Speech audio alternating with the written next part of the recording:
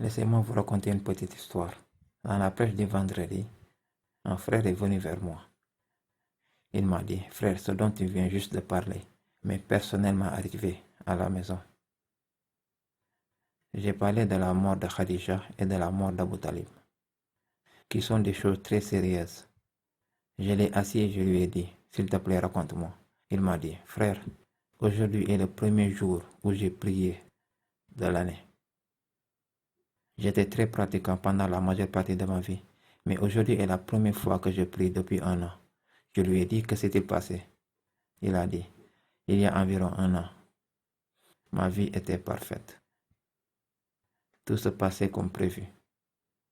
J'approchais l'âge de 30 ans.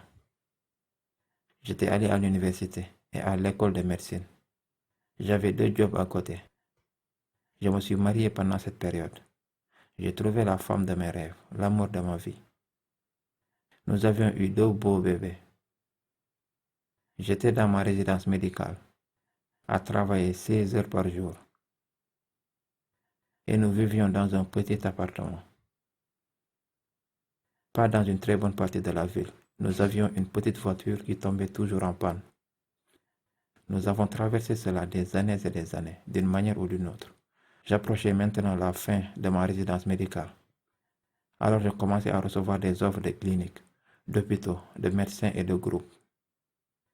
Des offres très lucratives, à 6 chiffres. Et les choses commençaient à s'arranger. Je n'avais pas une, mais plusieurs offres sur mon bureau. Nous sommes partis à la recherche de belles maisons, afin que nous puissions en acheter une, dans un quartier sympa, de bonnes écoles pour nos enfants. Nous sommes allés chez le concessionnaire et avons examiné de belles voitures. Tout fonctionnait bien. Et il a dit, un jour je suis rentré à la maison, un peu plus tôt que prévu. Je suis entré dans la maison. J'ai dit assalamu alaikum. Et personne n'a répondu. J'ai regardé l'heure. Et c'était généralement l'heure où ma femme et mes enfants faisaient une sieste. Leur sieste de l'après-midi. Je ne voulais pas les réveiller. Alors je suis allé manger un peu. Je me suis assis avec mes livres. J'ai étudié un peu. Répondu à quelques mails. Après un certain temps, j'ai entendu la voix des enfants depuis la chambre. Le plus jeune pleurait, le plus âgé parlait. Je pouvais les entendre. J'étais très excité de les voir. Alors je suis allé vers la pièce. Et je suis entré. Et mes enfants étaient assis sur le lit, à côté de ma femme. Ils étaient réveillés. Pendant que l'une parlait, l'autre pleurait. Et ma femme était allongée là, à côté d'eux, immobile. Ne répondait pas et ne réagissait pas. Et cela ne sentait pas une bonne nouvelle. En tant que médecin, je me suis précipité sur elle pour vérifier. Et elle était morte. Genre depuis environ 1 heure. Elle était froide, elle était partie. Juste comme ça. Il m'a dit, frère, à ce moment-là, ma vie s'est effondrée. J'avais perdu l'amour de ma vie. Mes enfants avaient perdu leur mère. Et j'ai perdu ma foi, mon iman. Il a dit, les 24 heures qui ont suivi étaient floues. Enterrement, funérailles. Je ne réalisais même pas ce qui se passait. Après que les 24 heures se soient terminées et que nous l'avons enterré, je suis allé dans ma chambre et je m'y suis enfermé. Et je ne suis pas sorti pendant des jours. Je n'avais pas mes propres enfants avec moi pendant les jours qui ont suivi. Ma mère et mon frère s'occupaient de mes bébés. Je ne savais pas quoi faire. Après quelques jours, je suis sorti du lit. Je me suis reconnecté avec mes enfants. J'ai essayé de retourner au travail, à penser à comment je suis censé travailler et prendre soin de mes enfants. Ma mère et mon frère m'ont beaucoup aidé. Lentement mais sûrement, au fil des semaines et des mois, j'ai remis ma vie en place. Je suis retourné au travail. J'ai adapté mes horaires pour les enfants.